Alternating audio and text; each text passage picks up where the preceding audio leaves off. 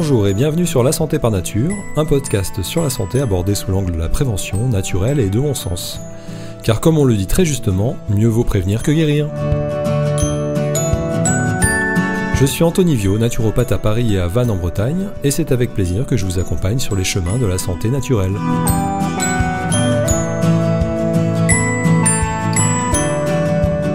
Vous souhaitez mieux réguler votre système digestif, votre transit et votre microbiote intestinal ?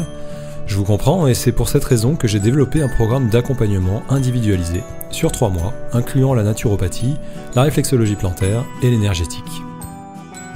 C'est la synergie de ces 3 disciplines qui fait l'originalité et l'efficacité de ce programme. Vous bénéficierez de plus d'un suivi individualisé et en cadeau, je vous offrirai 6 guides pratiques de santé naturelle.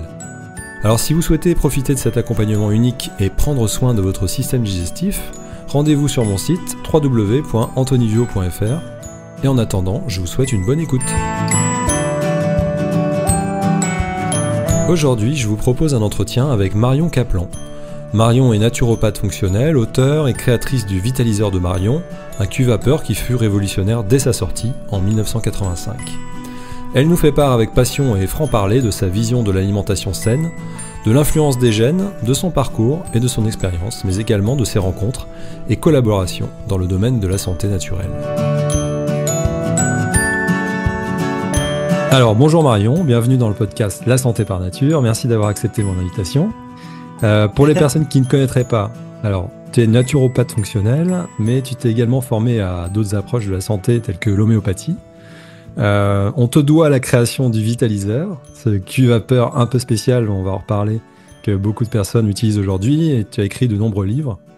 Et tu as pu côtoyer durant ta carrière des médecins qui ont une approche globale du corps humain de la santé, comme Catherine Kousmine, Henri Joyeux ou Jean Seignalais. Alors, peut-être pour commencer, est-ce que tu aurais envie de nous dire comment tu es tombé dans la marmite de la santé naturelle ? Tu sais, je pense qu'il y a aussi des tempéraments. Moi, je suis un tempérament curieux.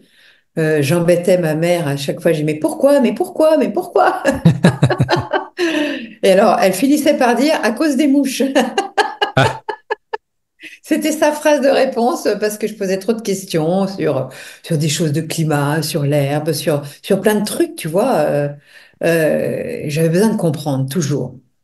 Et tu sais, on est complètement inconscient quand on est petit. On n'a pas la notion de son corps. Et cette notion de mon corps est arrivée à l'adolescence, bien entendu, suite à des chocs émotionnels, des tentatives de viol, des trucs comme ça. Je me suis mise à manger sucré, mais plus sucré que d'habitude, et à me protéger finalement. Et donc, quand un joli jeune homme m'a dit, mais Marion, t'es jolie, mais pourquoi tu te laisses grossir comme ça? Ah, ça a été un choc, tu vois, je devais avoir 13 ans. Et là, j'avais pas la conscience de mon corps. Cette conscience est arrivée. Donc j'ai commencé à faire attention, mais attention, ça veut dire quoi? Et à l'âge de 15 ans, j'ai rencontré un végétalien, on appelait ça les végétaliens à l'époque. C'était la mouvance de Geoffroy avec la vie claire et compagnie. hmm. Et c'est là que j'ai abordé mon premier jeûne de 10 jours. Et j'étais très contente parce que je me sentais vachement bien. J'avais perdu ce poids inesthétique et je voulais plus manger, quoi. On peut basculer à l'anorexie. Oui. Donc j'ai toujours été un peu avec des troubles du comportement alimentaire puisque ça a duré 3 ans. J- À 15 ans, donc avec ce végétalien, j'ai été 3 ans végane. Et le problème, c'est que j'ai commencé à avoir les dents qui se déchaussent, des chutes de tension et reprendre du poids. Alors là, ça allait plus du tout. Donc ma mère a dit, maintenant, t'arrêtes tes conneries, tu ranges comme tout le monde. Ok, j'arrête mes conneries. Et en arrêtant mes conneries, paf, les migraines, paf, les boutons, tout le cortège des problématiques liées à un intestin qui fonctionnait mal de toute façon parce que j'étais une hyper constipée, j'avais vraiment des problèmes de transit incroyables, des ballonnements tout le temps, des allergies, le rhume des foins tous les ans. Enfin, tu sais, ces trucs qu'on n'appelle pas des maladies et qui te pourrissent la Hmm. vie. Mais non, on avait fait un check-up et lors d'un check-up, on avait vu que j'avais trop de cholestérol, entre guillemets, puisque on sait que le cholestérol, on s'est complètement trompé de bad guys, de mauvais Mhm. garçons. Ça n'est pas du tout ça, et c'est pas à moi de l'expliquer, mais vous écouterez Michel Delorgeril. Mhm. Il y a des gens qui fabriquent plus de cholestérol que d'autres. Il y a un polymorphisme par rapport à ça. Et moi, j'ai plutôt un cholestérol protecteur parce que je suis quelqu'un qui se stresse très facilement. Enfin, il y a tout ça qui rentre en ligne de compte. Et ce qu'il faut, c'est que ce cholestérol ne soit pas oxydé. Et aujourd'hui, on le sait, mais on ne le savait pas avant. Mhm. Et donc, lors de ce check-up, le médecin a dit, oh là là, à 40 ans, faudra un infarctus si vous continuez comme ça. Galère, quoi. Donc, j'ai commencé à être dans cette période de boulimie. C'est-à-dire, je mangeais, j'allais vomir, parce que je voulais pas grossir. Et ça, c'est l'enfer. Mais c'est carrément l'enfer. Parce que tu as du psychosomatique qui se met là-dedans. Enfin, il y a tout un travail que j'ai fait, toutes les psychothérapies du monde, que ça soit en groupe ou toute seule, tous les stages de développement personnel, en passant par la PNL, Lise Bourbeau, Landmark Education, qui m'ont beaucoup apporté, hein. Je dois Mhm. dire que ça a été très, très curatif pour moi. Mais dans l'alimentation, comme aujourd'hui d'ailleurs, tu as tellement de chapelles, tellement de religions, hein. Tu as la religion du vegan, tu as la religion du cru, tu as la religion du diet carnivore, tu as la religion du... Le paléo n'est pas vraiment une religion puisque c'est une voie du milieu, mais du végétarisme. C'est politiquement correct aujourd'hui pour le Ouais, climat. ouais, tout à On fait, se ouais. fout de Mhm. notre gueule, hein. Mhm. Parce que rien que là, les podcasts qu'on fait utilisent beaucoup plus de carbone qu'une vache dans son pré. Faut arrêter les conneries, hein. Franchement, ça m'énerve quand les gens adoptent ce type de pensée, alors que rien que les câbles qui sont sous-marins et tout l'Internet est un énorme consommateur de carbone. Donc qu'on laisse nos vaches dans les prés, qu'on leur foute la paix et qu'on arrête de dire que la viande, quand elle est issue de ces élevages à l'herbage, est toxique parce que c'est une fake news qui a été, euh, on va dire, largement, euh, comment on peut dire, Propagé, promotionnée, ouais. Mhm. propagée et promotionnée par des conflits d'intérêts qui datent depuis les années 70-77 avec le protocole, il m'échappe le nom, mais c'est pas grave, McGovern, qui a complètement inversé la pyramide alimentaire et un espèce de salopard qui s'appelait Ansel Case, un Américain encore, qui voulait faire bouffer des céréales à tout le monde parce qu'ils avaient trop de céréales.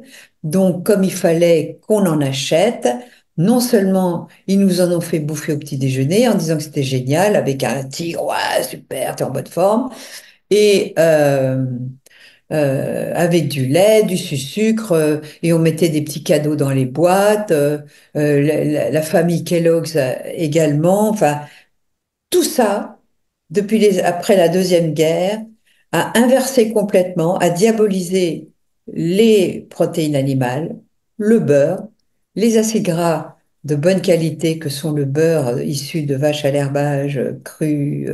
Ceux-là, c'est des très bons beurres. Il faut choisir ses vaches, effectivement. Et ce qui fait qu'on a fait bouffer des glucides à tout le monde, du Mhm. sucre, des sirops, des gazous, c'est-à-dire des sodas sucrés bourrés d'acide phosphorique et de saloperie.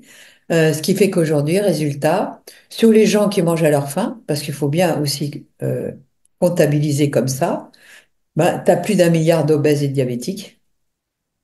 Et on ne parle pas des prédiabétiques qui s'ignorent parce que personne ne fait ces analyses que tout le monde devrait faire. Et les Mhm. analyses que vous devriez tous faire déjà pour savoir où vous en êtes, c'est triglycérides, d'accord? HbA1c, ça veut dire hémoglobine glyquée, qui va vous montrer pendant 3 mois dans vos cellules comment vous faites du caramel. Le caramel, il se fait avec vos sucres et vos protéines. Protéines, c'est les acides aminés, c'est votre sang, c'est tous ces trucs-là. Et quand il y a trop de sucre qui circule, il glyque, c'est-à-dire qu'il caramélise. Et le caramel, ça bouche les artères, ça empêche la circulation veineuse, ça rend aveugle, ça vous coupe un pied, ça vous rend diabétique, ça fait des AVC, ça fait plein de problèmes qu'on peut éviter par notre mode de vie. Donc HbA1c, OMA Quickie qui vous permet de voir votre taux d'insuline et glucose, mais aussi votre sensibilité à l'insuline. Ça, c'est très important. Mm. Parce que des fois, on peut avoir des courbes de glucose qui sont pas trop mal, mais on est quand même résistant à l'insuline. Mais tout ça, on peut le voir qu'avec les analyses. C'est une base déjà. Bon, il y a d'autres choses Mm. à faire. Tout à fait, Mais ouais. ça, comme on nous a bourré de glucides, parce que quand on regarde l'alimentation moderne, c'est céréales au petit déjeuner, d'accord, avec du bon lait pasteurisé ou stérilisé dégueulasse, issu de vaches Holstein qui ont une caséine très pro-inflammatoire, avec tant qu'à faire du sucre, des fruits ou une tartine en plus, ou alors des tartines beurre confiture avec du chocolat au lait. Tout ça, c'est un désastre, hein. Ensuite, vous allez manger des pizzas ou des pâtes ou plein de pommes de terre avec un morceau de viande issu de vaches intensives, élevées intensivement. Donc, elles ont non seulement des protéines pro-inflammatoires dans leur chair. C'est pour ça que quand on dit la viande, mais c'est quelle viande? Où est-ce que Mm. tu l'achètes? C'est quoi la bête? Où est-ce qu'elle a été élevée et comment est-ce qu'elle a mangé? C'est ça qu'on se posait comme question. Et toutes les études randomisées dans ce domaine-là sont forcément falsifiées, puisque les gens mangeurs de viande, entre guillemets, qui vont à McDo ou qui mangent de la viande classique, ils vont manger les frites avec, ils vont manger un dessert, ils vont boire une petite bière, ils vont fumer une petite cigarette. Alors là, c'est le cocktail Molotov pour être malade, cancer et machin. Mais si vous êtes un bon mangeur de viande, c'est-à-dire d'abord, vous faites des protéines animales diversifiées. Du poisson, des coquillages, des œufs de bonne qualité, bleu blanc cœur, une viande issue d'élevage à l'herbage, des foies d'animaux, que ce soit du foie de morue ou du foie de veau ou d'agneau, ou de volaille d'ailleurs, de bonne qualité, du cœur d'animaux, etc. Avec des légumes, bien entendu, de saison, là où ça pousse quand ça pousse, parce que je trouve qu'il y a des diètes exclusives dans le cétogène où ils bouffent que de la viande et que des protéines animales. Je pense que ces gens qui font ça, parce que j'écoute tout le monde, hein, Mm. les Américains comme les Français, comme tous les gens du monde entier, je pense que les gens qui font ça, s'ils faisaient leur génomique, j'aimerais bien voir leur génomique, c'est-à-dire leur génotype. Le docteur Jean Mouton a écrit un bouquin là-dessus et c'est le premier à avoir fait 10 ans d'expérience dans le domaine et je sais que ça va se vulgariser. Mais vous savez bien que la santé, ça ne rapporte à personne, c'est la maladie qui rapporte. Donc, ça m'étonnerait qu'ils prennent des cohortes de gens pour vérifier non seulement un mode de vie, parce que il faudrait être drastique pour surveiller les gens, qu'ils n'aillent pas fumer une petite clope derrière, qu'ils n'aillent pas boire une petite bière derrière. Vous voyez, il y a tout un Mm. truc Mm. Mm. Mm. à régler. Le polymorphisme génétique, donc comprendre son génotype. Et bon, ce sera un autre volet si on peut en Ouais, parler. ouais, bien sûr. Mais je pense que c'est des gens qui ont une très mauvaise amylase, donc qui ont une mauvaise capacité à dissocier ces amidons et à les digérer et les absorber. Donc dans ces cas-là, ils fermentent, ils vont du candida, enfin c'est le bordel. C'est des gens aussi peut-être qui ont une thyroïde qui fonctionne pas bien, qui au niveau de la gestion des graisses et des sucres ça m'étonnerait qu'ils soient ApoE4. C'est peut-être des gens qui sont plutôt ApoE2 ou E3E2. Mais ça c'est un autre domaine qui est peut-être trop complexe pour le grand public. Mais aujourd'hui, il faut comprendre que on a accès à notre génotype pour quelques centaines d'euros, alors qu'ils ont dépensé plus de 2 milliards d'euros pour séquencer notre ADN, séquencer notre génome. Et comprendre, après, il y a des études randomisées là-dessus, pour comprendre les génotypes. Le génotype le plus connu, bon, ça coûtait encore 10 000 euros en 2001, hein. Mm. Mais maintenant, depuis une petite dizaine d'années, ça ne coûte que quelques 300 ou 350 euros pour avoir tout son génotype. Le plus connu, c'est le ApoE4. Parce que quand quelqu'un commence à yoyoter et à avoir des pertes de mémoire, on dit, tiens, on va faire son ApoE pour voir s'il n'a pas des possibilités de maladie d'Alzheimer, parce qu'on sait que quand on sort l'ApoE4, c'est une mauvaise pioche parce qu'on a plus de chances que les autres de basculer dans la maladie. Mais il y a un neurologue intéressant qui a fait cette image. On a 22 000 gènes à peu près, hein. Peut-être qu'il y en a d'autres, mais à ce jour, c'est ceux qu'on connaît. Et imaginez que vous avez des pistolets ou des carabines. Et parmi ces carabines, ben, il y en avait certaines où il y a des cartouches dedans. Ces cartouches, c'est le génotype, on va dire, hypersensible à certaines choses. Et si vous tirez pas la cartouche, ça va. Mais si vous tirez la cartouche parce que, vas-y, que je bois avec les copains tous les week-ends et je me saoule la gueule, vas-y, que je fume un paquet de cigarettes par jour, vas-y, que je mange de la viande dégueulasse et que je vais dans les fast-food plusieurs fois par semaine, que je mange n'importe quoi, je mange des pizzas parce que j'ai pas le temps, je mastique pas, je bois la boisson sucrée marron ou même d'autres d'ailleurs, ceux qui vous donne de l'énergie, etc., ce qui est Mm. faux, eh ben, tout ça, vous allez lâcher la cartouche, hein. Mm. Mm. Parce que On quand va on est activer le gène, jeune, quoi. voilà, quand on est jeune, on absorbe mieux les sucres parce qu'on va les brûler plus facilement. Mais au bout d'un moment, ça va ralentir et quand on commence à vieillir vers 20-25 ans, ben, Mm. selon notre polymorphisme, la cartouche, elle va se lâcher. Et là, on prend cher. Et même aussi, parfois, on peut dire aussi peut-être que c'est le mode de vie, effectivement, a beaucoup à voir avec l'activation ou non des gènes, mais il y a aussi des choses qui sont indépendantes de notre volonté. L'eau du robinet, par exemple, Ah bah alors là, si tu veux que je parle de tout, c'est évident. l'environnement, la pollution, etc. Tout ça, c'est pour dire que on a la main sur plein de choses, mais il y a, Voilà. malheureusement, par les temps qui courent, on n'a pas la main sur tout. Et voilà, donc ça peut aussi Voilà, poser problème. c'est évident que là, je te parle de l'alimentation, mais il est évident que moi, je sais pas, ça fait au moins 50 ans que j'ai pas bu l'eau du robinet. Je suis dans ma 69e année, donc tu vois, à l'école, on nous donne l'eau du robinet, on faisait pas attention à l'époque. Mais maintenant qu'on sait depuis des décennies qu'elle est toxique, qu'elle contient non seulement des perturbateurs endocriniens, mais maintenant on sait que les PFAS, c'est-à-dire ces polluants éternels, passent dans l'eau, que, il y a bien sûr des métaux lourds dus à des vieilles canalisations. Eux, ils regardent que les bactéries. Mais ils foutent du chlore. Bon, c'est bien, ça tue les bactéries. Mais le chlore est pro-oxydant. Donc, en plus, tu vas boire une eau pro-oxydant qui va te faire vieillir plus vite. L'oxydation, c'est la rouille, d'accord? Mm, Vieillir, c'est rouiller, caraméliser. Donc, quand tu bois l'eau du robinet, tu vas activer ta rouille. Et en plus, ça va activer le fait d'être des antinutriments, peut-être pour ta thyroïde et d'autres éléments. Donc, c'est l'eau que l'on boit, l'air qu'on respire, bien entendu. Moi, j'ai un système au pied de mon lit qui s'appelle le Bio, BIOW. C'est vrai que ça coûte une blinde, mais moi, ma santé, elle n'a pas de prix. Et c'est un système qui te balance des ions négatifs, qui filtre l'air, qui active les mitochondries. C'est le professeur Castronovo qui m'en avait parlé. Je dis, bon, ok, je l'achète, je vais voir.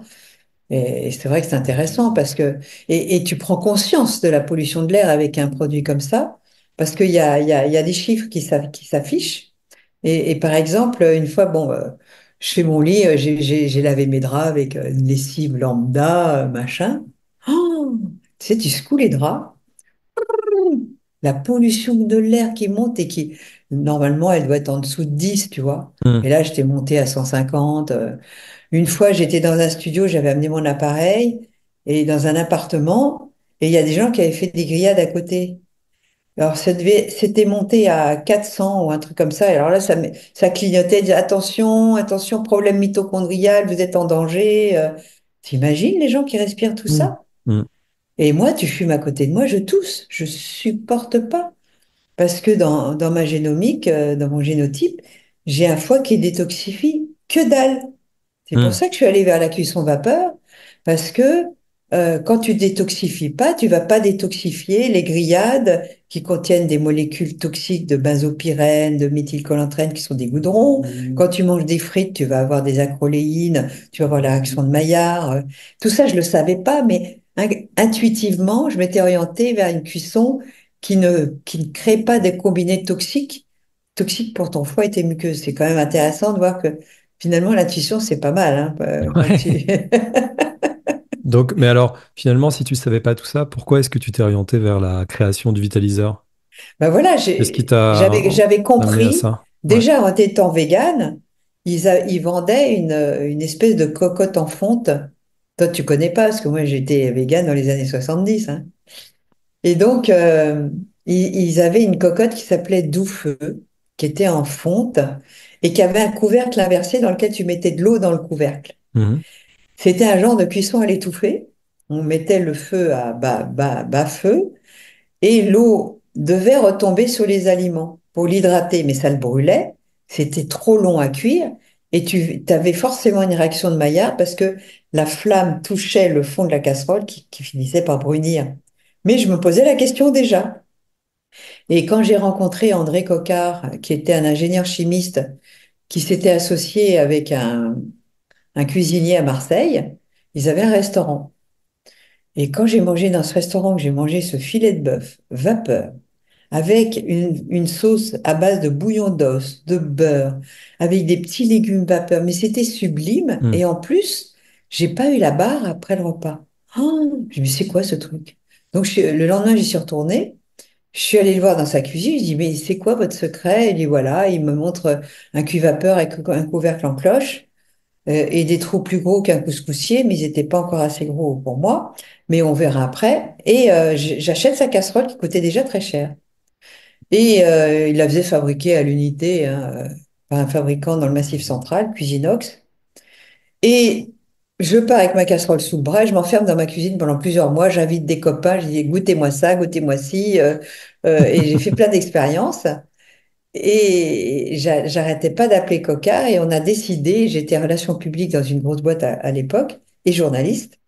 Et donc, on a décidé de s'associer. Et on a créé notre première société. Et le problème, c'est que lui, en 85, et lui, il est mort en 88, il était assez âgé, puis il avait été gazé pendant la guerre. Il a eu une péritonite aiguë et à l'hôpital, ils l'ont achevé.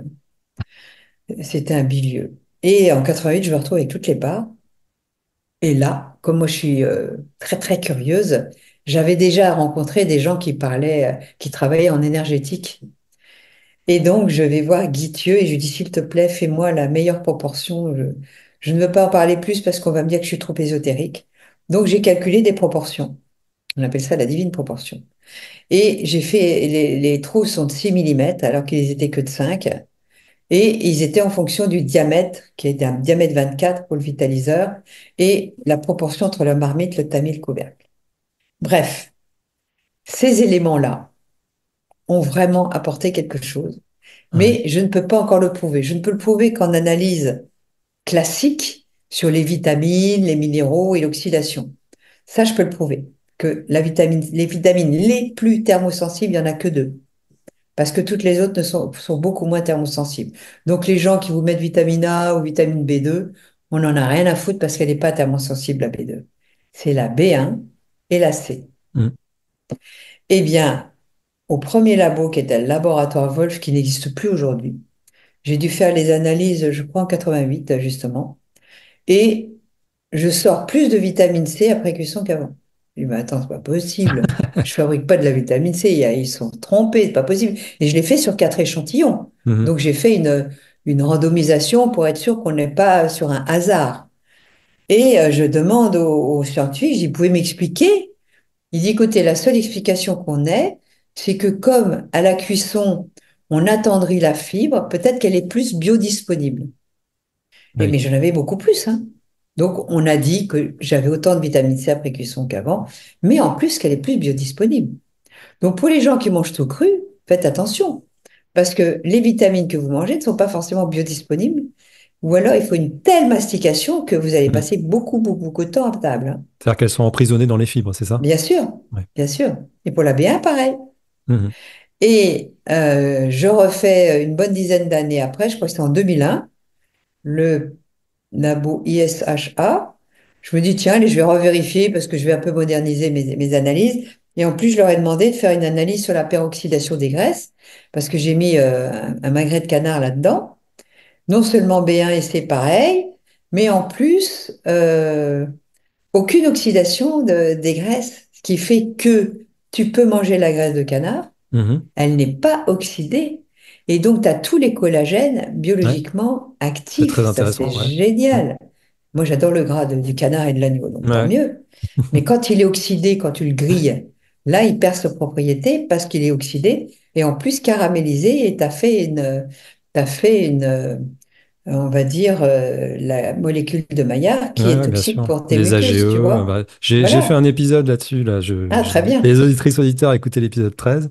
Et Voilà, écoutez l'épisode effectivement, 13 voilà. parce que les AGE, c'est vraiment, Ouais. il faut le comprendre que on le fabrique naturellement dans notre organisme et en vieillissant, bien entendu, mais que, et notre alimentation, si elle est bourrée de réactions de Maillard, de benzopyrène, etc., mais aussi de trop de fructose qui crée ces AGE également, mais aussi que vous ne faites pas d'exercice physique, vous allez fabriquer des protéines glyquées et vous allez vieillir avant. Et Exactement. ça, c'est important. Mm. Parce que manger, c'est une chose, l'exercice physique, c'est très important pour votre hygiène de vie. Et quelle est la particularité finalement du vitaliseur, enfin, à part ce que tu viens de dire sur Bah, le vitaliseur fait les que comme il y a des proportions, mais gros par rapport à un autre trous, cuve-vapeur? comme il y a des gros trous, la vapeur circule très bien et Mm, circule beaucoup plus vite que dans les autres cuves-vapeurs, mm, déjà.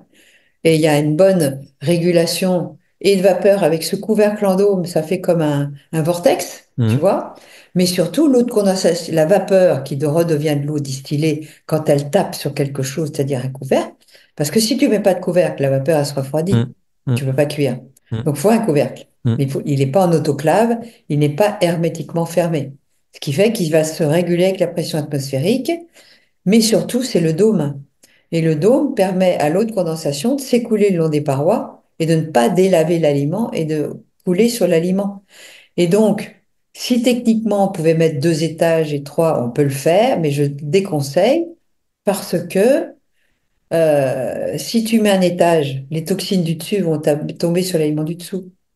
Et en plus, le fait qu'il y ait des aliments au premier étage empêche la vapeur de bien passer au deuxième mm, étage. mm, mm. Donc, c'est idiot, les trucs à C'est étage. le professeur Joyeux qui donnait l'image du lit superposé avec le gamin qui est sur le lit du dessus, qui fait pipi au lit, et ça tombe sur le gamin du dessous, quoi. Ah, excellent. Voilà. Très bien. Mais lui, c'est un adepte depuis 1985, parce qu'André Coquard était allé chez lui et il est allé le voir à l'hôpital et il lui avait parlé de la vapeur douce. Et Joyeux avait dit, écoutez, si vous arrivez à convaincre ma femme, je vous écouterai. Alors, Coquard est allé chez sa femme, Christine, et il lui a fait, elle l'a écouté, elle est ouverte d'esprit et quand il est rentré le soir pour dîner, il lui a demandé d'abord qu'est-ce que vous n'aimez pas, et il lui a fait tout ce qu'il n'aimait pas. Et je crois qu'il le dit en conférence. Mm. Et il se trouve que tout ce qu'il n'aimait pas, il a trouvé ça, c'est génial à la vapeur. Donc Ah ça, oui. et j'ai même j'avais convaincu une chef cuisine excellente d'ailleurs, je sais plus comment elle s'appelle, mais elle était dans le sud, hein, dans le Var, et, et elle m'a fait découvrir le cerfeuil tubéreux. Le cerfeuil tubéreux, on le trouve que peut-être en ce moment il va arriver. C'est génial, hein. On le trouve que chez Grand Frère, hein. Je suis désolée, on le trouve pas en bio. Mais c'est con parce que c'est génial ce tube. C'est un petit tubercule qui est tout petit, qui ressemble physiquement peut-être au petit crône ou des petits trucs comme ça, tu vois, au rutabaga en plus petit en termes de visuel, hein. Mais en termes de goût, on dirait entre la patate douce, la châtaigne, c'est sublime. Et on l'avait cuit dans l'eau et on l'avait cuit dans mon vitaliseur. Mais c'est pas le même produit. Ok. C'est pas le Mm. même produit. Tu mets juste un morceau de beurre dessus. Tu sales un peu. C'est sublime. Franchement, hein, là, si vous connaissez pas le cerfeuil tubéreux, vous allez chez Grand Frère. Je sais pas quand est-ce qu'elle arrive. Ça fait longtemps que je suis pas allée chez eux. Mais c'est génial. C'est en octobre, octobre-novembre. Un truc comme ça dure un mois. Mhm. C'est vraiment très bon. Bon, en tout Délicieux. cas, moi, je peux dire que je peux témoigner que je suis l'heureux propriétaire d'un vitaliseur. Vitaliseur. Voilà, donc j'en suis très content et il bouge Et, pas. et ça va vite, t'as vu? Tu Ah peux bah cuire oui, un bien sûr. Ouais, poisson, de ouais, la tout à viande, fait. des œufs, Tout à même fait. des gâteaux. Enfin, tu peux tout faire sans changer l'eau. Ouais. Mais c'est vrai que Voilà. souvent, je conseille à mes clients de cuire à la vapeur et ils me disent souvent, oui, mais ça n'a pas de goût. Voilà. Ils Bah, sont et je leur dis, persuadés, si, c'est vous pouvez ça. cuire la viande, le poisson, vous pouvez tout faire. Et il y a vraiment, c'est ancré en fait dans la tête Ah, des c'est gens que ancré, hein? ça va pas être bon. C'est C'est drôle, ça. hein. Mm. C'est ancré, hein. Il y a beaucoup de choses qui sont ancrées, comme quoi on a besoin minimum de 120 grammes de glucides par jour pour vivre. Mm, Je dis, bah mm. alors, ils faisaient comment, les hommes du paléo qui bouffaient pas tous les jours, qui dépendaient de la chasse, et s'il y avait pas de gibier, ben, ils crevaient la dalle, oui, mais comment ils faisaient pour trouver leurs glucides s'il y avait de la neige et qu'il y avait même pas un champignon dehors? Ils faisaient comment? Ils allaient mourir sur pattes? Ben non, on est des êtres hybrides. Et on est des êtres qui pouvons fabriquer, bien sûr, de l'énergie à partir du glucose, mais aussi à partir de nos graisses et de nos corps cétoniques. C'est pour ça qu'on est tellement sensible pour, je dirais, emmagasiner des graisses, parce que c'est notre survie d'avoir un peu de gras au cas où il n'y ait pas à bouffer. Et c'est là où notre corps est très sensible, parce que l'insuline, qu'est-ce qu'elle fait? Choup, toup, toup, toup, toup. Mm. C'est Quand les ça. valises sont pleines au niveau des cellules et du glycogène qui est dans le foie et les muscles, eh ben, elle met de côté sous forme de graisse. Et nous, les femmes, bah, ces graisses, on les emmagasine aussi, plus que les hommes au niveau des fesses, ce qui nous plaît pas, des cuisses, des hanches, au cas où, pour faire un bébé, d'avoir le stock d'énergie pour le bébé. Eh Mm. oui, Et ouais, c'est comme ça que le corps fonctionne. eh oui, c'est comme Mais ça. en tout cas, ce qui est bien avec toi, c'est qu'on voit qu'on peut se faire plaisir Ah, bien et sûr. manger sainement. Parce que souvent, dans la tête des personnes, c'est un peu contradictoire. Si on va vers la santé, vers l'hygiène de vie, ça va être triste, on va manger des graines. Donc là, avec toi, tu as écrit pas mal de bouquins d'ailleurs sur la J'en ai cuisine écrit plus de saine 22. et Et le gourmande, quoi. dernier, c'est Symbiotique, qui est Mm, encore numéro un des ventes depuis le mois de mai, hein. Je sais pas si tu vois. Donc, il se vend très très bien et les gens en parlent autour d'eux. Je suis très heureuse parce mm, que je passe du paléo, c'est-à-dire cette alimentation, où on va manger des aliments vrais, de saison, là où ça pousse quand ça pousse. On n'est pas végétarien ni végétalien. On prend des protéines animales de bonne qualité, des légumes, etc. Mais je suis allée un petit peu plus loin dans ce livre-là où j'aborde le génotype en disant attention, parce qu'on n'est pas tous pareils. J'aborde les lectines, mm, parce que aujourd'hui, notre intestin n'est plus le même qu'avant, il a évolué et on a accès à des aliments auxquels l'homme du paléo n'avait pas accès et qui sont bourrés de lectines et où il ne les mangeait pas à l'époque, très peu. Et donc, il faut faire très attention parce que nous sommes devenus de plus en plus sensibles au niveau intestinal. Et les deux grandes pandémies d'aujourd'hui, c'est la perméabilité intestinale, qu'on appelle le leaky gut, en américain parce que ça vient de là-bas, et je dirais l'inflammation qui, tout simplement, a pour origine la résistance à l'insuline parce qu'on mange trop sucré. Et le drame, c'est quand on associe le sucre avec les graisses. mm. D'accord? C'est pour ça qu'ils vous disent euh, ne mangez pas gras, sucré, salé, gna gna gna. Tout ça, c'est des conneries. Tu manges avec les glucides auxquels tu es adapté, parce qu'on a tous une adaptation différente, une amylase différente, etc. Donc, on a tous un taux de glucides qui devient toxique. Moi, j'ai pas droit à grand-chose. Moi, je suis cétogène parce que j'ai mis un capteur pendant des mois et des mois.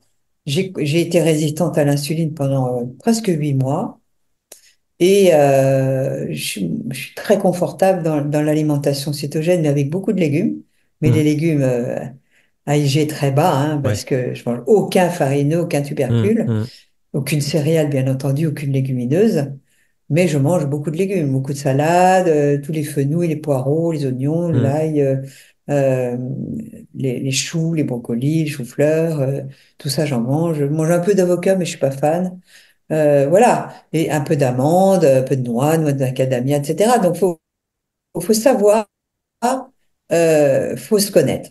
Connais-toi toi-même, pour moi, c'est le grand, grand mot. Et on a aujourd'hui plein de techniques pour se connaître. D'abord, on peut faire des analyses. On peut porter un capteur de glucose et on peut même se piquer le doigt si on veut pas un capteur pour voir comment on réagit après le repas, 2 heures après. Est-ce qu'on a des plateaux où notre glucose a du mal à descendre ou alors il descend trop vite et trop bas. Et après, bon, il y a tout un un système à comprendre comment je Mm, fonctionne. mm, Je fais quelques analyses en labo et je gère mes glucides. C'est eux qui sont la porte ouverte à beaucoup de maladies parce qu'on mange trop, trop sucré. Que ça soit dans nos boissons, dans le miel, les confitures, mais aussi les céréales, les légumineuses, les pommes de terre, tout ça, c'est du sucre. Donc, on a tous un taux et il faut que vous le connaissiez. Moi, je ne le connais pas, donc je ne peux pas vous le dire à l'avance. Et c'est pour ça qu'il ne peut pas y avoir un régime pour tout le monde. En revanche, il y a des acides gras essentiels, des acides aminés essentiels, mais il n'y a pas de glucides essentiels. Et on peut fonctionner sans glucides, puisqu'à partir des protéines, on est capable de faire du glucose. mm. Et puis, D'accord? on a le microbiote qui est hyper important et qui est nourri par les fibres. Voilà, Et les fibres, il n'y en a pas que dans les... Enfin, il y en a surtout dans les légumes et dans les bien sûr. fruits, mais c'est pas la Ah, peine moi, de les fruits, manger... pour moi, c'est la bête noire, hein. Ouais, bah, ça Sachant dépend des que, gens après, ouais. Mm. voilà, il y a des gens, les fruits, ils ont un taux. Il faut qu'ils regardent. Mm. Parce que les fruits, c'est quand même beaucoup de fructose. Et ce Ouais. fructose est un sucre très toxique quand on dépasse notre taux et qui va direct au foie et qui se transforme en graisse. Mm. Donc, on nous a dit de manger 5 fruits et légumes par jour. Non, non, non. Tu manges 5 légumes et éventuellement en saison un fruit. C'est ça. Mm. Là, ça devient beaucoup plus intelligent. Mm, Mais les mm. gens, sous prétexte que les fruits, c'est bon, c'est naturel, ça pousse sur les arbres, on s'en méfie pas. On nous a dit, ouais, ouais, c'est bon. Moi, j'ai fait le régime Hollywood, hein. Je pense que j'aurais pu devenir diabétique, hein. Régime Hollywood, c'était toute une journée de fruits.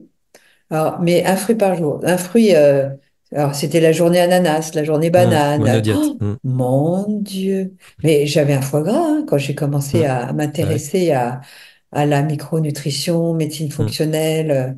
J'étais grave, hein? Et tu sais ce qu'on dit? Un fruit par jour éloigne le médecin et 5 fruits par jour enrichissent le médecin. C'est pas Tu mal, sais, ça. one apple a Qu'est-ce qui day dit ça? bah, c'est un dicton anglais, là, one apple Ah a oui? day de Dr. Rich, mais c'est pas tout à fait dit comme ça, Ouais, mais ouais, enfin, en tout cas, ouais, voilà, c'est pour dire que effectivement, dans la pomme, il y a des choses très bonnes pour la santé, mais c'est toujours l'excès de sucre dans la société dans laquelle on vit qui pose problème, quoi. Ça, conjugué avec la sédentarité, les gens sont assis toute la journée, etc. Enfin, on est assis toute la journée. Tout ça, ça fait que, Alors, voilà. il y a un mec qui sort le yoga sur chaise. Vous pouvez faire du yoga sur chaise si vous êtes assis, tu vois. Il y a Hum, toujours moyen de se débrouiller pour faire de l'exercice. Sortir 2, 3 stations de métro avant son boulot ah, et de complètement, ouais. marcher avec une marche active. Moi, quand je vais à Paris et que je fais mes séminaires avec Castronovo, je prends toujours un hôtel qui me fait marcher au moins 3 quarts d'heure. Hum. Comme ça, je sais que j'ai mes 3 quarts d'heure aller, 3 quarts d'heure Ah retour, ouais. plutôt parce qu'il le fait souvent vers la Tour Eiffel. Donc comme ça, je marche le long de la Seine, c'est vachement sympa et ça me fait mon exercice, tu vois. Il y a toujours moyen de se débrouiller pour faire l'exercice. Hum.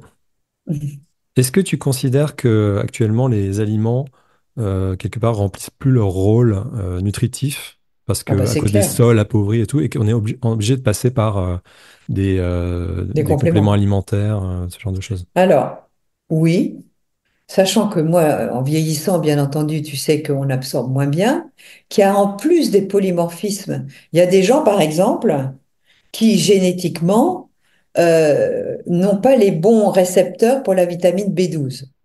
Hum, Tu sais que tu as 3 vitamines, B6, B9, B12, qui font partie des vitamines essentielles pour ce qu'on appelle bien sûr la méthylation, mais on va dire la reproduction cellulaire, quoi.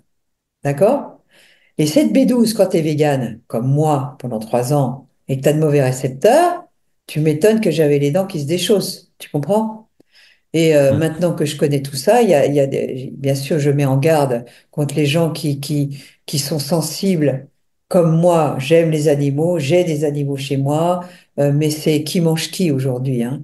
Et si vous voulez vous sacrifier sur l'autel du véganisme et être comme Lierkev qui a écrit Le mythe Ouais, végétarien que je conseille à tout le monde ouais, de moi aussi. lire, qui est maintenant en ostéoporose avancée, Hashimoto et compagnie, faites gaffe quand même. Faites des analyses, complémentez-vous parce que vous êtes en danger de mort. Vraiment. Peut-être qu'il y a certains à qui ça convient, mais Ouais. ne soyez pas dans cette religion à vous dire, ah, l'assassine, oh, la méchante, elle veut qu'on tue des animaux, ah, et puis c'est pas bon pour la planète, et puis arrêtez avec ces discours qui sont du marketing. Tout ça, ça entretient tout simplement de de l'agriculture intensive qui va vous faire bouffer du soja qui est bourré de toxiques et de lectines, qui ne contient pas suffisamment de protéines euh, pour vous développer vos enzymes, vos muscles, etc. Tout ça, c'est du marketing et vous devriez vérifier tout ça. Bon, ça, c'est aparté, c'est mon coup de Mm, gueule. mm, mm, mm. Euh, Je suis mais d'accord.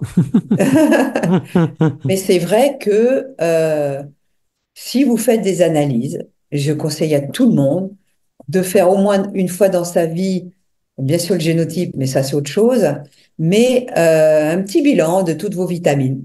Et moi, quand j'ai fait ce bilan, il y a 6 ans ou 7 ans seulement, hein, je suis dans ma 69e année, tu vois, j'ai mis longtemps à être comme tout le monde. Ben non, moi je prends rien, tu vois. Ben, tellement je prends rien que j'étais carencée, j'étais spasmophile, donc j'étais carencée en magnésium, j'étais carencée en zinc, j'étais carencée en oméga 3 alors que je mangeais du poisson. J'étais carencée en vitamine A. Enfin, je te dis pas le bazar.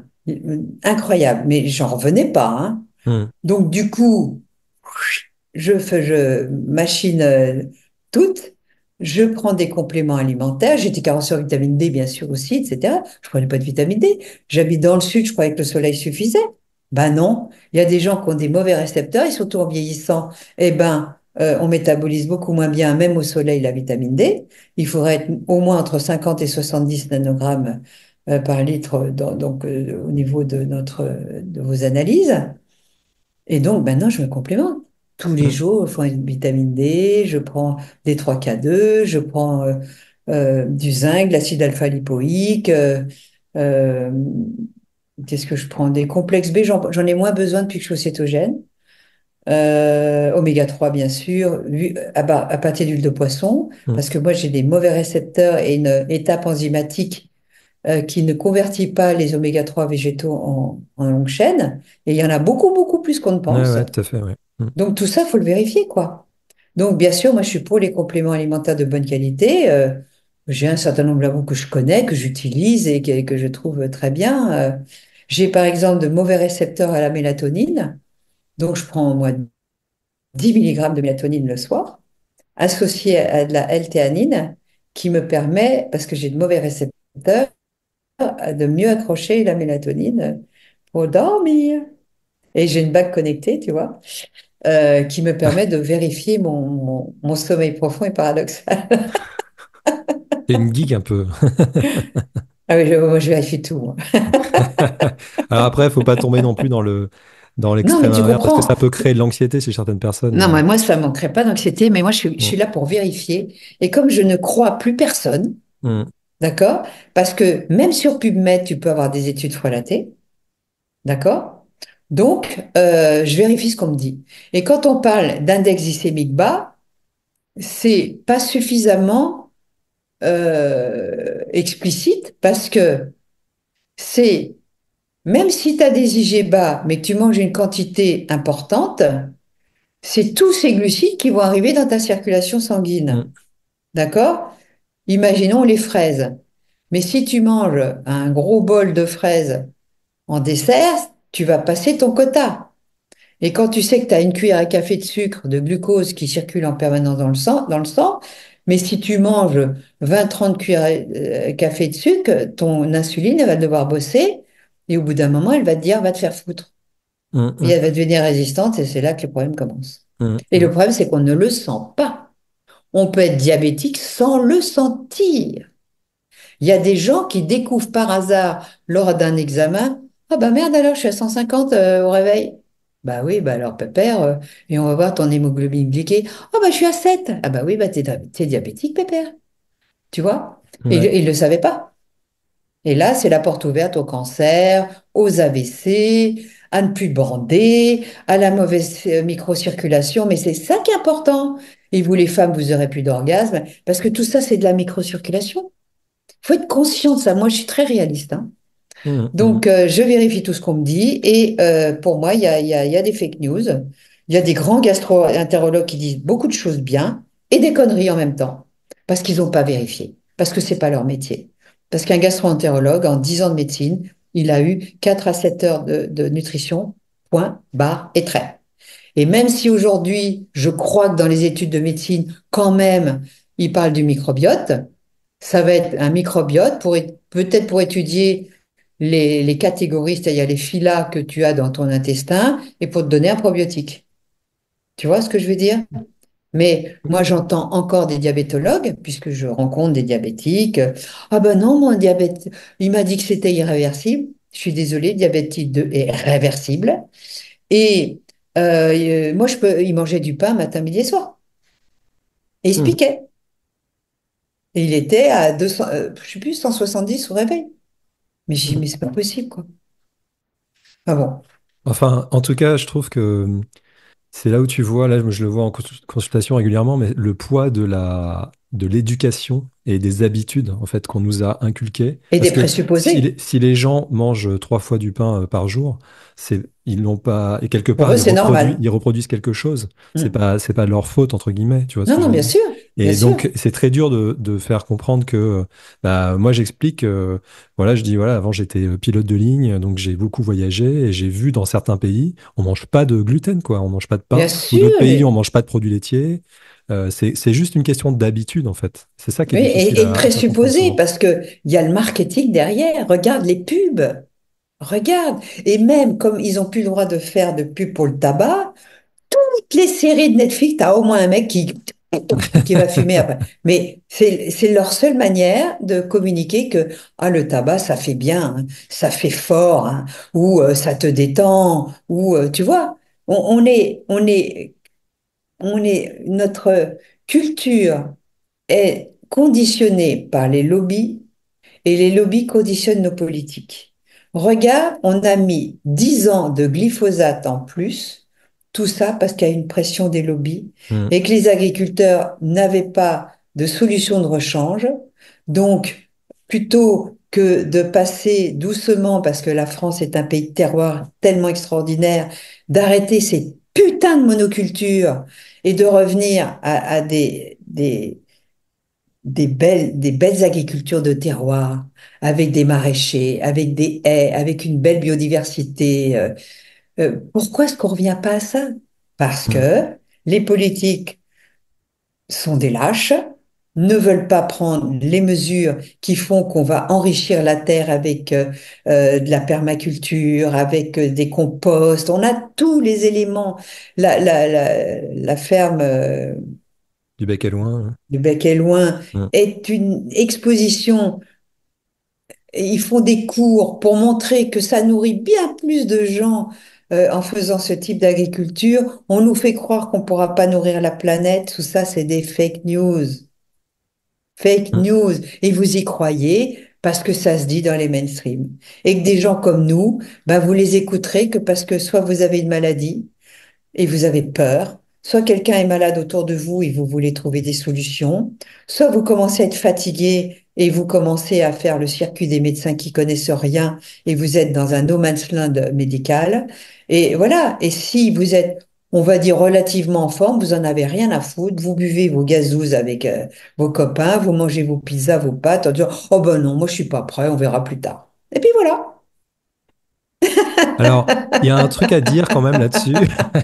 Je suis d'accord avec toi globalement, mais il y a juste un truc, c'est que euh, les femmes, je trouve, sont quand même beaucoup plus Ah bah oui. alertes. Et d'ailleurs, souvent, je parle encore une fois du professeur Joyeux qui dit souvent en ouverture de ses conférences, ah, je suis content parce qu'il y a beaucoup de femmes dans ma conférence, parce que quand je parle à une femme, j'en touche 10 d'un coup, et alors que quand je parle à un homme, j'en touche la moitié d'un. J'ai fait une conférence récemment. Euh, sur 100 personnes, il y avait 3 mecs, Ouais. que des nanas. Ouais, mais moi, c'est pareil. Dans toutes les conférences et ateliers que je donne, il y a très, Et très quand je peu les d'hommes. ai vus, je dis, oh, vous êtes très courageux, monsieur. Et il y avait même un jeune, alors tu vois, donc Ah ouais, alors, ça viendra. voilà. Donc, il y en a quelques-uns qui s'intéressent, mais globalement, mais je sais pas si sur le coût de la virilité. Donc, en fait, c'est une personne qui fait une étude sur le fait euh, les hommes, leur comportement dû à leur éducation, c'est pas vraiment de leur faute, c'est dû à leur éducation en grande partie et à ce que la société, à comment la société, tout ce récit autour du fait que les hommes doivent être forts. Oui, bien Tu sûr. vois, elle dit par exemple, dès la cour de l'école, les garçons jouent au foot dans la cour. Donc ils polisent toute la femme, les filles sont reliées, sont reléguées sur les bords de la cour de l'école. Donc il y a comme ça, on apprend dès l'enfance aux petits garçons que finalement ils sont plus importants que les femmes, tu vois. Et du coup, ils ont des comportements après dans leur vie qui sont plus portés à être dangereux, dangereux pour eux, dangereux pour la société, etc. Donc les accidents de la route, alors elle donne des statistiques, mais c'est ahurissant. Les accidents de la route, par exemple, je sais plus, c'est 90% c'est dû aux hommes, que des trucs comme ça. Et dans la santé, c'est exactement pareil. Les hommes prennent moins soin d'eux parce qu'ils vont aller au bout de ce qu'ils peuvent faire par eux-mêmes, tu vois, sans demander de l'aide. Alors que les femmes vont demander de l'aide plus rapidement, être plus humbles quelque part par rapport au fonctionnement de leur corps. Et voilà. Donc c'est un livre à Oui, lire, et je puis recommande. voilà, et puis hormonalement, on n'est pas la même chose, donc Oui, forcément, il y a le côté esthétique, on va prendre plus facilement du poids, il y a toutes les hormones sexuelles, c'est plus complexe une femme oui, bien qu'un sûr. homme là-dessus, hein. Et toi, tu as eu, je disais dans ta biographie que tu avais eu quand même pas mal de problèmes quand tu étais plus jeune avec le gluten, avec les laitages, à cause de, tu parlais de l'intestin Mais je savais pas, moi, poreux. tout ça. Et comment est-ce que tu as réussi à t'en sortir? Alors, cette histoire de gluten, au début, comme tout le monde, je croyais que ça ne touchait que les cœliaques. Hmm, Et il se trouve que, bon, je me suis beaucoup intéressée aux thérapies dites quantiques, qui étaient plutôt des machines qui venaient de Russie d'ailleurs. Et c'est une machine qui s'appelait le DDFAO, dépistage diagnostic fonctionnel assisté par ordinateur. Ça a été parmi les premiers, hein, c'était russe. Et lors d'un bilan à Paris avec les gens qui conseillaient ce procédé, je vois attention au gluten, attention à la caséine. Ah, éliminez-les pendant un mois. Je me dis, c'est quoi ça? Pourtant, je suis pas cœliaque, machin. hmm, hmm. Et donc, ça m'interpelle. Et il se trouve que à l'époque, j'ai fait pas mal de consultations et j'ai acheté l'appareil et je voyais que beaucoup de gens, ça sortait. Donc, j'ai d'abord fait ça sur les gens. Je leur ai dit, écoutez, ce serait bien que vous arrêtiez le gluten. Donc, c'est là où je me suis intéressée à ce produit. Et la caséine, donc d'arrêter les produits laitiers au départ, les deux, tu vois. Et j'avais des résultats incroyables. Oh, je dis, mais c'est pas possible, c'est magique ce truc. C'est Et tu là que connaissais justement, déjà Jean Seignalais ou pas ah bah à oui. cette époque-là? Mais Seignalais, Parce que lui, lui, il parlait plus, il parlait pas forcément du gluten. Il des parlait céréales, je crois. des céréales Muté, transformées, ouais. des céréales mutées. Ouais. Et il était pour le petit épeautre, etc. Moi, Hmm, je t'élimine tout ça, hein. hmm, hmm, Seigle, épeautre, petit épeautre, tout ça, poubelle, hein. Donc, moi, j'éliminais complètement les céréales qui pouvaient contenir du gluten et donc même l'avoine qui peut être un simili-gluten, etc. hmm. Donc, j'éliminais tout ça. Et la caséine bovine, bien entendu, mais je retirais moi tous les produits laitiers. Et j'avais des résultats, mais sur des Parkinson. Je dis, waouh, c'est quoi ça? Et donc, je m'y suis mise. Donc, j'avais commencé en 99 et moi, je m'y suis mise en 2000 ou 2001. Parce que quand je voyais les résultats, je dis, ben, je vais essayer. Et là, en essayant, mais c'est vrai que j'avais beaucoup moins de problèmes, j'en avais encore un peu, hein, mais beaucoup moins de problèmes intestinaux, j'avais perdu un peu de poids, les 2-3 kilos qui pouvaient m'embêter, j'en avais encore 2, 3, 4 à perdre, mais que j'ai perdu avec le cétogène. Mais ça commençait à aller mieux, tu vois, j'avais plus Hmm. les burn-out que je pouvais faire où il y a des Ouais. moments où même téléphoner par à quelqu'un, et ça me fatiguait. Je pouvais m'allonger un week-end entier à plus parler, tellement j'étais épuisée. Et ça, le gluten est vraiment responsable de ça. Mhm, mhm. Et donc, du coup, j'ai écrit ce livre, Alimentation sans gluten et laitage. Je ne sais pas si on le trouve encore chez Jouvence. D'abord, ça devait être alimentation sans gluten. Et puis, je me suis aperçue que c'est en associant aussi les laitages, qui étaient pro-inflammatoires, que ça allait mieux si on en retirait les deux. Et bien sûr, le sucre, je m'en suis toujours méfiée. Donc, le roman noir du sucre blanc, et ça faisait très longtemps qu'il était sorti, donc on se méfiait quand même des sucres, mais on ne le supprimait pas. Et c'est que après que j'ai commencé j'ai découvert l'histoire des intolérances alimentaires, mais ces intolérances alimentaires, en creusant plus loin, je m'aperçois que c'est dû à une perméabilité intestinale et à une dysbiose. Donc tout ça, on le sait aujourd'hui parce qu'on n'allait pas vraiment dans le grêle encore à cette époque-là. Ouais. Et donc, quand j'ai fait mon examen d'intolérance, j'ai sorti une quarantaine d'éléments, dont ce que je venais de manger à midi, c'était la veille, c'est-à-dire l'ail que j'adore, et je me sors l'ail, le cabillaud, enfin tout ce que j'avais bouffé. Donc j'étais bien sûr dysbiotique, c'est-à-dire une mauvaise flore intestinale. Et, euh, et bon, j'ai marché comme ça un certain nombre d'années quand même. Et puis, en découvrant la micronutrition, on s'aperçoit qu'il y a une sensibilité non gluten, non cœliaque au gluten. Harvard, Dr Fasano, enfin, il y a plein Mm, maintenant mm. de publications. Il y a des reportages sur Arte Il y a des là-dessus. Ouais, reportages. ouais. Maintenant, on comprend ce que c'est que le leaky gut, c'est-à-dire la perméabilité intestinale. Et je mets un bémol sur les produits laitiers parce que vous pouvez manger du beurre à partir du moment où c'est de bonnes souches type Gabori issues d'élevage à l'herbage. Quand vous mangez des produits laitiers fermentés, que vous n'êtes pas intolérant au lactose et que vous mastiquez bien et que vous n'avez pas de leaky gut, et ben, vous pouvez quand même en manger un peu. Plutôt Casina 2, donc chèvre, brebis et Gabori. Voilà, des trucs comme ça. Je nuance maintenant, que Mm, je mm. nuançais pas. Hein. Donc c'est comme ça que j'y suis venue, mais que petit à petit, je nuance. Je ne jette plus à la poubelle les produits laitiers parce que moi j'adore ça déjà. Maintenant je peux en prendre sans problème, de bonne qualité bien sûr. J'étais intolérante aux œufs, je peux bouffer des œufs sans problème. Tu vois, comme Mm. quoi, quand tu changes et que tu es selon ta capacité d'absorber les glucides, attention aux lectines, à ton génotype, et donc que tu vas quand même manger pas mal de légumes, des protéines animales, mais pas plus que ce dont tu as besoin avec les bonnes graisses, bah, tout va bien. Hein. Mm, mm. Et puis, euh, une fois qu'on a fait le travail, bah, par exemple avec un naturopathe, un naturopathe, mais Notre naturopathe sur, fonctionnel. oui, Parce que tous les naturopathes ne se valent pas. mm. En Je tout suis cas, si on désolée fait de un le dire, hein. travail sur les intestins, si on détecte une hyperporosité, qu'on fait ce qu'il faut pour essayer, comme tu l'as fait, pour que les intestins se réparent, eh Mm. bien, ça, c'est le message qu'il faut passer aux gens aussi, c'est que on peut après retrouver, entre guillemets, une vie plus normale en Ah oui, mangeant ce sans qu'on aime. problème. Et puis, Voilà. c'est pas compliqué. C'est pas compliqué. Ouais, tout à fait, Bon, ouais. je conseille les bouillons d'os pour le collagène, mais il Oui. y a aussi Mm. des bonnes sociétés qui font un bouillon d'os remarquable. Je peux citer une marque ou pas? Ah oui, bien sûr, ouais. Oui. Ça s'appelle Jarmino, Jarmino, Mm. je sais plus si c'est .com ou .fr. Ils font un bouillon d'os concentré, très concentré, hein. Il suffit que tu prennes une cuillère à café, tu allonges avec de l'eau bien chaude et tu mixes, c'est super Mm. bon. Ou tu Ouais, fais en un plus, fond c'est de très sauce bon, ouais. avec, Mm, si mm, t'as pas le temps de faire un bouillon d'os. Faut mm. pas Mm. dire, ah, j'ai pas le temps. Tu peux trouver des bons produits aujourd'hui. Moi, par exemple, quand j'ai envie de manger des pâtes, ce que je ne mange jamais, j'achète sur Internet du konjac, Ouais. d'accord? Le konjac, je trouve qu'il est moins cher sur Internet qu'en magasin de bio. Je suis désolée de le dire. Hein. Mm. Donc, j'achète sur Clean Food.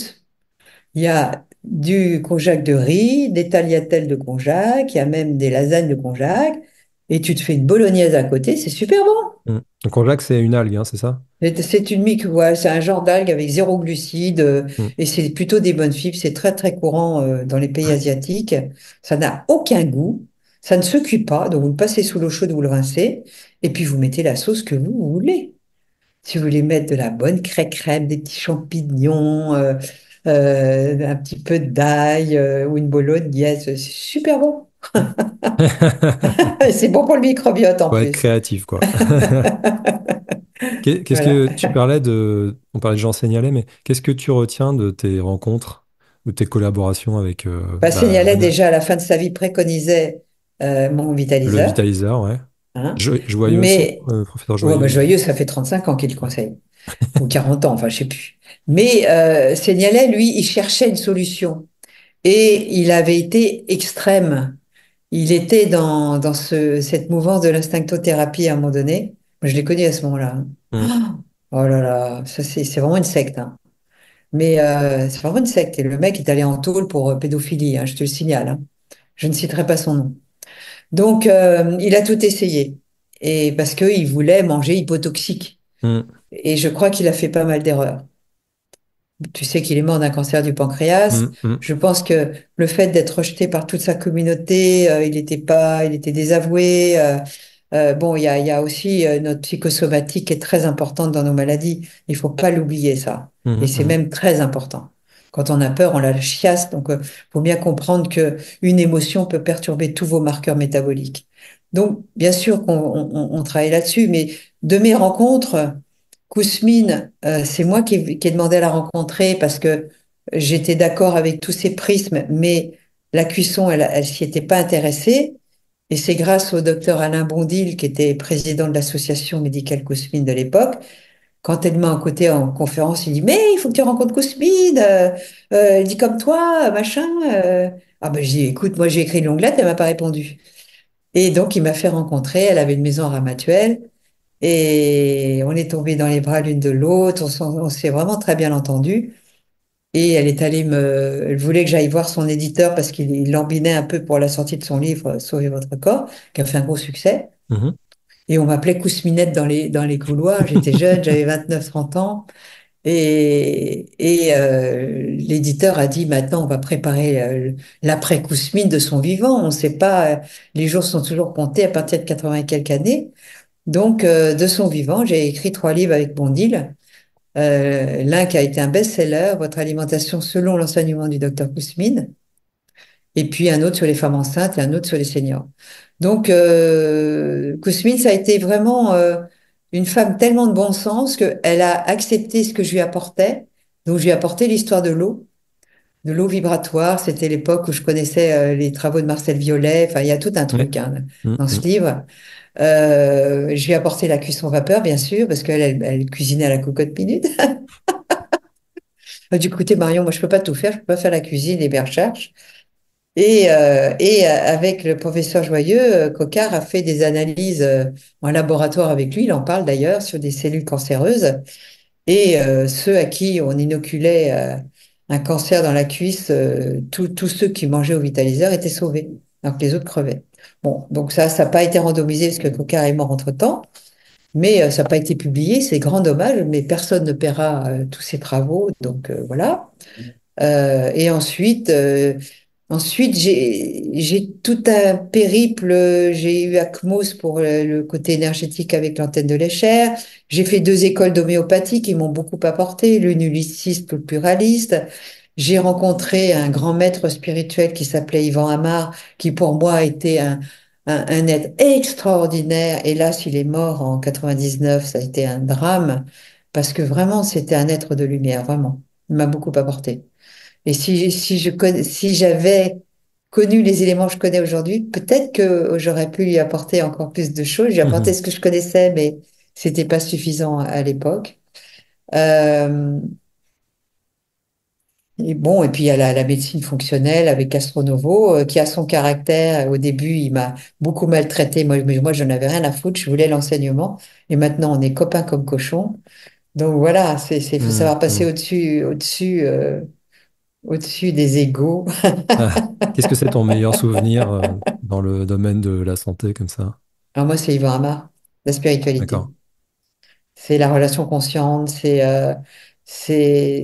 bon, lui, il est allé en Inde pendant 20 ans, avec Sandra Chouami, il y a le décodage biologique quand même. Ah ouais, j'ai fait Mm, tout le cursus, mais ça, comme il faut pas en parler parce que ça mm. me mauvaise presse, mais toute cette médecine que m'a enseignée Claude Sabat, qui est mort aujourd'hui, Gérard Attias, qui est toujours vivant, mais qui a un caractère de cochon, Christian Flech, j'ai fait tout ça. Donc, Ah tu oui. vois, parce Mm, que la psychosomatique chez moi, j'ai été fracassée dans mon enfance, hein. Donc, mm, mm, mm. c'était très important pour moi de Ouais. travailler toujours sur les 2 registres, toujours, toujours, toujours. Ouais. Comment est-ce que tu vois l'avenir de la santé préventive? Est-ce que tu es optimiste? Bah, tu sais, je sais que tous ceux qui s'en foutent, et c'est 90% des gens, ils ne nous écouteront pas. Et donc, pour moi, je citerai la Bible en disant qu'il y aura beaucoup d'appelés, peu d'élus. Et ça continue à être comme ça. C'est un adage qui a toujours bonne presse parce que les gens sont d'une inconscience totale. S'ils écoutent les mainstream, ben, ils n'ont pas beaucoup de chances de vieillir en bonne santé. Il faut que vous sachiez qu'à partir de l'âge de 64 ans, on ne sait pas maintenir quelqu'un en bonne santé. D'accord? On dit qu'on vit plus vieux, c'est pas vrai. On vit plus vieux parce qu'on nous met des pacemakers, parce qu'on nous opère de tous les côtés, on nous change notre cœur, on nous met des stents, mais on ne peut pas avoir de vraies statistiques puisqu'à l'époque, il n'y avait pas l'INSEE pour comptabiliser les vieux, les morts infantiles, les morts à la guerre et compagnie. Donc c'est faux. D'accord? En revanche, nous vivons plus vieux en très mauvaise santé. Nos EHPAD déborde de gens qui ont perdu la tête ou qui tremblent ou qui sont plus capables de se lever ou qui sont incontinents. Moi, vieillir comme ça ne m'intéresse pas. Donc, prenez soin de votre santé parce que c'est à vous que ça appartient. Prenez-vous en main.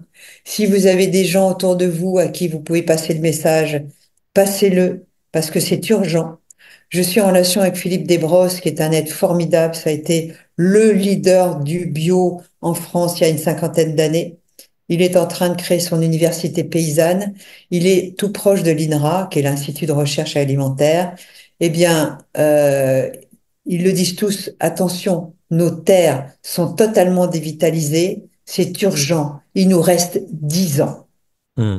Dans 10 ans, peut-être avant, on va prendre très cher. Regardez les inondations. Regardez tous ces catastrophes climatiques que si on avait des haies, si on avait des petites micro-fermes, tout ça n'arriverait pas. On a bétonné le monde, et ben on en paye les conséquences. Il faut faire marche arrière tout de suite. Il faut arrêter le glyphosate tout de suite. Il faut manger bio et local tout de suite. Il faut entraîner, acheter nos viandes chez des éleveurs à l'herbage comme le bœuf d'herbe ou d'autres que je ne connais pas, ou Feroz Food avec Nicolas, comment il s'appelle, David Nicolas, qui a Limitless Project. Des gens comme ça font du bon boulot, suivez-les. Et prenez-vous en main parce que c'est pas nos présidents ni notre industrie agroalimentaire. Quand vous rentrez dans une grande surface, il y a 80% des rayonnages qui ne devraient pas exister. Il Hmm. devrait y avoir beurre, œuf, fromage, viande, poisson, amandes, noix, noisettes, etc. Si vous voulez un peu de farineux, un boulanger qui fait du pain au levain comme Pané Vivo, voilà. Fruits et légumes. C'est tout. Hmm. C'est tout. Et du PQ et du sopalin. Et bien sûr de l'informatique. On ne peut Quels sont pas. quels sont tes projets, Marion, maintenant? Ouais, moi, j'arrête pas, je passe le message. Moi, tu sais, je suis un Ok. pasteur. Donc, j'étudie et je tente de vous donner les bonnes informations que j'ai vérifiées. Et c'est vrai qu'en France, j'ai pas les bonnes infos, donc je vais chercher aux États-Unis. Donc, je me coltine des livres en anglais qui ne sont pas traduits. Je me coltine plein de biologistes américains. Je vais finir par être fluently en anglais, hein, parce qu'à force de les écouter. Et je vérifie toujours qu'il y a un prisme qui soit bien sans conflit d'intérêt, tu vois. Hmm. Et j'écoute aussi les extrémistes cétogènes qui ont des bonnes choses aussi à dire. Euh, je n'écoute plus les véganes, ça ne m'intéresse pas. Je n'écoute plus les gens qui disent n'importe quoi. Je n'écoute plus des gens qui avaient bonne presse et qui sont encore végétariens, qui se, qui disent que le fer est toxique. Oui, bien sûr, trop de fer c'est toxique, mais pas assez de fer c'est toxique aussi. Ils sont complètement has-been. Et d'ailleurs, je vais faire un congrès au mois de mai. Non, mais alors là, tu peux y aller. Il sera à Toulon. Je croyais qu'il serait à Marseille, mais il sera à Toulon, Mhm. avec des anthropologues, des sociologues, des médecins. Peut-être qu'il s'appellera Le futur est dans l'origine, mais je vais remettre les pendules à l'heure. En tout cas, pour aller dans ton sens, je pense qu'on peut recommander le livre de Lier Kiss, Le mythe À lire KF, végétarien. ouais. Ah ouais. Et le bien, Et symbiotique. voilà, symbiotique. Mais il y a des livres Euh, remarquables, hein, comme mm. ça. Il y a les livres de Gary Taubes sur la révolution keto. Il y a quand même des gens qui ont été traduits. Hein. Mais Gary Taubes, Good Calories, Bad Calories, je crois pas qu'il ait été traduit, mais Pourquoi grossit-on? C'est Gary Taubes aussi. Il y a Jason Fung. Jason Fung, c'est un Américain, asiatico-américain, parce qu'il est asiatique de physionomie, mais il est américain. Il a écrit des livres sur le diabète, des livres sur l'obésité, des livres sur le jeûne, sur le cancer. C'est des livres remarquables, si vous voulez lire. Hein. Et si qu'il y Et avait, sinon, tiens, il y a un livre aussi qui est traduit en français qui s'appelle Real Meal Revolution. Et c'est le livre fondateur du régime cétogène qui a été fait par plusieurs personnes, dont Tim Noakes, Noakes. Ce mec est remarquable parce qu'avant, il était hyperglucidique. Et il a complètement changé sa veste parce qu'il s'est aperçu qu'il s'était trompé en disant mea culpa. Et c'est un livre vachement bien hum, fait. hum. Bah, le mythe végétarien, c'est un peu ça aussi, hein. Ah, C'était une oui, mais elle, ancienne, elle donne une pas, elle végane donne pas qui les est... codes cétogènes. Elle donne pas les Non, codes non, mais par rapport aux glucides. elle témoigne du fait qu'elle était végane et Voilà. que sa santé tombait en lambeaux, quoi. Et elle dit au début Hein. comment elle a tremblé quand elle a commencé à manger un bout de morceau de thon, Hum. Ouais. parce que ça allait contre tout ce qu'elle avait appris, Ouais, bien sûr. ce à quoi elle croyait. C'est une religion. Hum, hum, C'est une religion. D'ailleurs, quand on critique les véganes, mais ils sont d'une brutalité incroyable, sans fondement. Hein. Après, on peut comprendre le côté protection des animaux qui sont maltraités, etc. Mais c'est un autre sujet Mais oui, mais presque. on peut faire Hein. des élevages On sans peut les faire... maltraiter, Voilà, exactement. enfin. Voilà, c'est ça. On peut le faire. Hum, Il ne s'agit pas de se gaver matin, midi et soir. Il s'agit d'être raisonnable. tout à fait. Parmi tous ces livres, est-ce qu'il y en a un que tu recommanderais aux personnes qui nous écoutent? À part les tiens, Ouais, parce que moi, je fais une bonne synthèse. à part Symbiotique. Ben, il y a des livres comme ça qui ont changé les choses. Il y a le livre de Stephen Gundry qui Ouais, s'appelle Le paradoxe des plantes. ouais. C'est vachement bien. Euh, c'est un livre en anglais, mais c'est de Ben Bikman, Why We Get Sick, mais qui n'est pas traduit en français. Mhm. Bon, je Je mettrai quand crois même la qu'il va être traduit référence. par Thierry Soucard. Je Ah oui. crois, ils m'ont dit, ah, mais je dis, oh, c'est génial, si vous le traduisez en français, je fais un live. Ah bah, j'essaierai de le lire aussi, tu vois. Ça me fera travailler mon anglais. Ouais, parce que bon, alors c'est vrai, il y a quelques mots que tu comprends pas, mais à force de lire, c'est quand même toujours, quand tu connais le contexte, tu finis par. Mhm, mhm, mhm. Et puis il y a beaucoup de mots scientifiques qui sont les mêmes qu'en français. Hein. Type Oui. 2 diabète, c'est type 2 diabète. Mhm, mhm, mhm, mhm. Voilà, il y a plein de mots, il y a plein de mots qui sont scientifiques qui sont les mêmes qu'en français. Leaky gut, non, c'est pas le même, mais bon, on finit par les connaître quand même. Oui. Hein. Est-ce qu'il y a un sujet dont on n'a pas parlé que tu voudrais aborder? Ben non, l'aspect psychosomatique est très important, hein, qui est même fondamental. Donc, on a parlé d'exercice physique, de travailler ses stress psychosomatiques, d'arrêter de croire ce qu'on vous dit quand on a diabolisé les acides gras saturés et les protéines animales. Déjà, et il vaut mieux diaboliser les glucides qu'autre chose. Pour la Honnêtement, gestion de, on a fait un bon tour. Hein. pour la gestion psycho-émotionnelle, qu'est-ce que tu recommandes comme outil, toi? Qu'est-ce que tu utilises pour toi? Bah, tu sais, Pour... moi, j'ai fait des enseignements. Mhm. Parce que les livres, il y a des livres, Christian Flech en a écrit, mais le décodage est quelque chose de très subtil. Parce que c'est pas parce que tu décodes une maladie que tu vas pouvoir la dépasser. Et donc, il faut travailler avec des Eh oui. thérapeutes affiliés à ça, qui savent te faire ce qu'on appelle la maïotique. La maïotique date de Socrate, je crois. Et c'est te faire accoucher toi-même, faire une prise de conscience, parce que chaque organe a sa symbolique. Tu vas pas faire un cancer du pancréas, c'est pas le même ressenti qu'un cancer du côlon, que du sein ou que des testicules, ou tu vois. Donc le vécu ressenti va être très important. C'est toute une science, c'est un art, mais moi je l'utilise tout le temps. Mhm, Mais il mhm. n'y a pas de livre fondateur et les livres qui l'étaient sont interdits à la vente. Je les ai eus heureusement avant qu'ils le soient interdits. Et je ne peux pas citer le nom parce que c'est un nom, l'intelligence artificielle va les retrouver et va nous emmerder. Donc, je vais pas les citer. Ça marche. Pour terminer, quel serait le premier conseil que tu donnerais aux personnes qui nous écoutent pour rester en bonne santé le plus longtemps possible? Bien, s'ils ne sont pas accros au sucre, parce que si tu es accro au sucre, si tu écoutes ton corps, il déconne. Tu vois ce que je veux dire? Quand tu es accro au sucre, tu as envie de manger. Donc, si tu écoutes ton corps pour manger, bah, t'es dans la merde. Hum. Si j'aime bien vous choquer avec mes gros mots. Euh, une fois que tu auras t'auras planifié les choses, tu peux commencer peut-être par un jeûne séquentiel. C'est-à-dire, tu sautes un repas, celui que tu veux. Mais si c'est trop violent, ne le fais pas, parce qu'il faut toujours être en accord entre son cerveau et sa satiété. Si t'es pas en accord avec ça, ça marchera pas. Si t'es pas en accord avec ton cerveau, la volonté ne pourra rien y faire. Il faut que tu décides, c'est un engagement de ta part. Et il faut trouver la satiété. Parce que si tu affames ton corps, ton cerveau, il n'est pas d'accord. Et il va te pousser à manger n'importe quoi. Donc ça, c'est vraiment les éléments fondateurs. Donc c'est pour ça que dans mon livre, si tu peux commencer par un jeûne, c'est pas plus mal, tu remets les pendules à l'heure. Mais si t'as pas le courage de faire un jeûne de 3 jours ou 5 jours, déjà tu fais le jeûne séquentiel. Si t'as pas faim le matin, tu bouffes pas, tu prends ton café si tu veux, de l'eau, et puis t'attends le repas de midi pour être ton premier repas. Si ton premier repas, tu as envie de le faire à 11 heures, tu le fais à 11 heures. Mais essaye de faire 15-16 heures sans manger. En buvant de l'eau, bien sûr, que de l'eau. On ne boit que de l'eau. On ne boit aucune autre boisson, même l'alcool. Je suis désolée pour les alcooliques.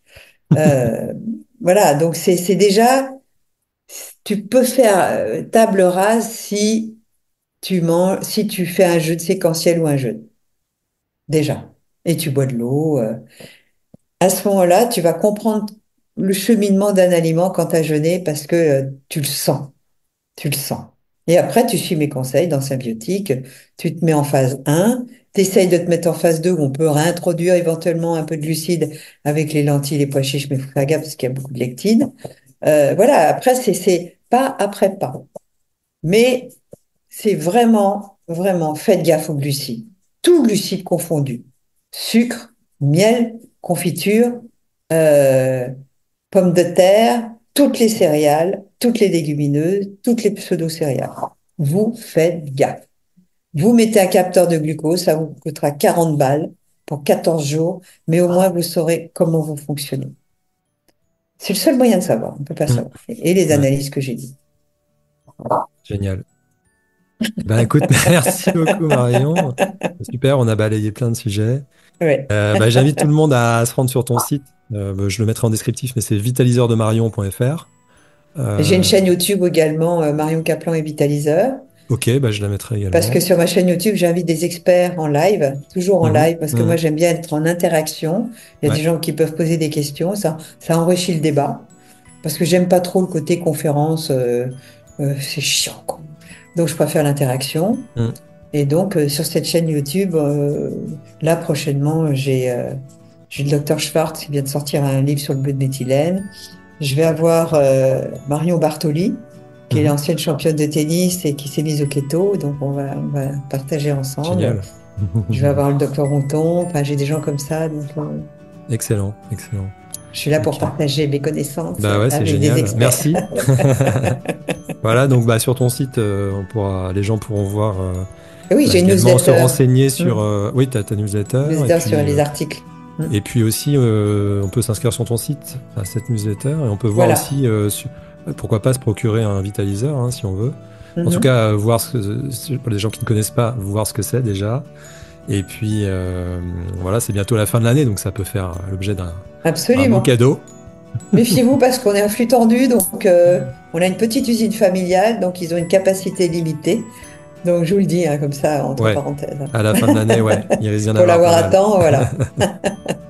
Ok, et ben merci beaucoup Marion d'avoir été là aujourd'hui et puis je te dis à bientôt. Prends bien soin de toi. Et toi aussi, et bravo pour, bah, t'es jeune quand même par rapport à moi, donc bravo de prendre conscience Je suis tu vieilliras en malheureusement bonne plus santé. si jeune, mais bon. À bientôt. À bientôt. Bye bye. Voilà, c'est tout pour aujourd'hui. Un grand merci d'avoir pris le temps d'écouter cet épisode. J'espère que, comme moi, vous avez apprécié la compagnie de Marion Kaplan. N'hésitez pas à vous rendre sur son site et sa chaîne YouTube pour en savoir plus sur son actualité. Comme ni Marion ni moi ne sommes médecins, ce podcast n'a aucune visée médicale, diagnostique ou thérapeutique, mais uniquement informationnelle. En cas de problème de santé, consultez votre médecin et surtout, n'arrêtez ou ne modifiez jamais vos traitements médicaux sans lui en parler. La santé par nature est un podcast que je réalise moi-même, donc si vous le trouvez intéressant, vous pouvez m'aider à le faire connaître en le partageant autour de vous. N'hésitez pas également à vous abonner, ainsi qu'à ma newsletter pour être au courant de mon actualité. Je vous invite également à faire un tour sur mon site www.antonivio.fr pour en savoir plus sur mon activité ou prendre un rendez-vous pour une consultation ou un accompagnement personnalisé. Rendez-vous au prochain épisode et d'ici là, prenez bien soin de vous.